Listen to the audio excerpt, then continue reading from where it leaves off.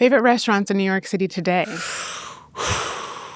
That's Just hard. give me 3 that you like. I'm that annoying person who's like, okay, but what am I feeling? Who am I with? What's the occasion? Okay, I'll give you a scenario then. Okay. 3 girlfriends. Right.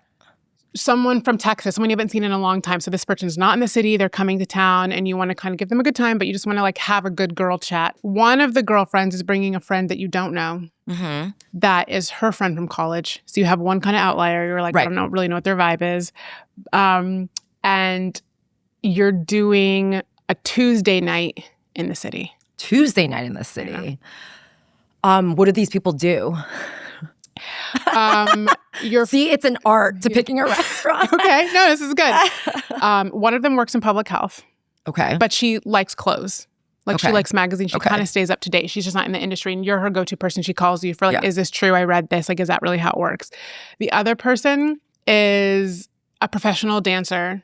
So they're in and around creative spirited people, but they still don't really know that much about fashion and like food necessarily. I know what restaurant I'm going to Okay, where are we going? Okay.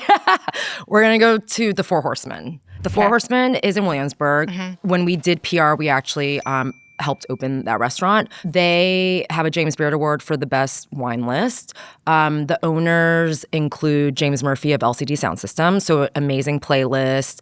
Him and his wife, Christina Topso, are super into design, so it's like very well designed. It's inspired by European wine bars, so it's very cozy. And on a Tuesday night, it's going to be bumping.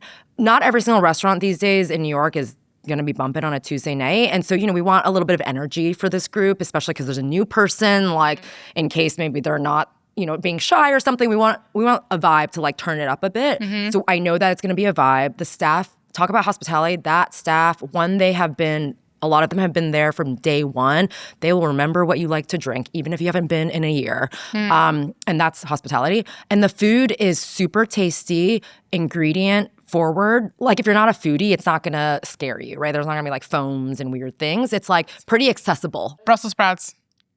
I don't know if they have Brussels sprouts. Well, right now it would not be in season, but I'm sure they have had Brussels sprouts at a given moment. By the way, I think Dave Chang played a big role in Brussels sprouts becoming as big as they were. Really? Yeah. Interesting. I said that because I feel like that's the safe thing on the menu for like a trendy restaurant. Like you get a chopped Brussels sprouts with like parm or something. Yeah. Well, it's a combination of Tom Colicchio and Dave Chang. And back to Devil Wears Prada, I feel like that Meryl Streep character when she's talking about the blue and where it came from. So Tom Colicchio had this restaurant, Craft, that Dave actually worked at, and that was all about ingredient-driven, farm-to-table food.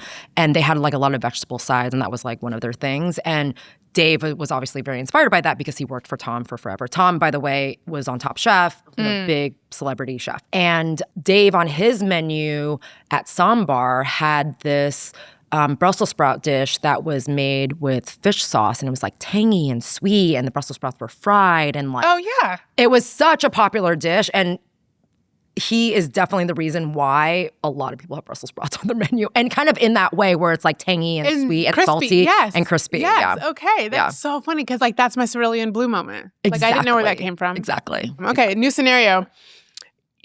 4 girls that work for you in the office. You're taking them out to dinner. You guys have had a really long season. You just got through. I would say 4 or 5 of you. Where are you guys going? They're all junior. They work for you. I believe being curious in the world is super important, which means doing a lot of R&D. So I would want to take them to Atomix, which is a fine dining restaurant, but the restaurateurs, JP and Ella, they are actually a big reason why there's a big movement of modern Korean food right now. I would take them to Atomix because one, they just won a bunch of awards and it's a celebration. And I think it's important for them to experience that because, a lot of our team members are big into food, but not everyone necessarily has the means to go to an Atomix, which is pretty pricey because it's a fine dining tasting menu.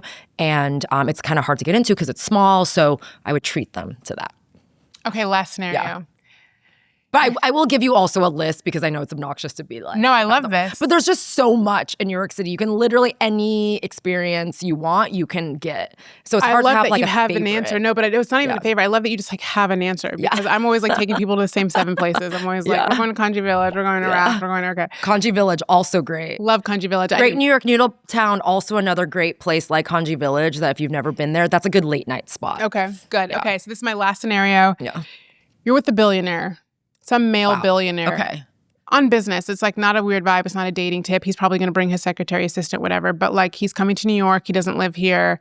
And he might be investing in something that you're working on, whatever. But this is a business meeting. Where are you guys going? I'm probably going to take him to Cafe Zafri. And then we're going to go to the members club upstairs, the 22, for a drink after. Okay. And that's because, and I don't know if you've been there. So Cafe Zafri is actually the Rafts team. It's their new restaurant. It's Levantine cuisine. It's in Union Square. It's like a really lush and luxurious experience. So I think it's good for someone who's like more of like an investor type. They're going to feel like, oh, this is like elevated. And then they're going to love that I brought them up to the exclusive members club, right?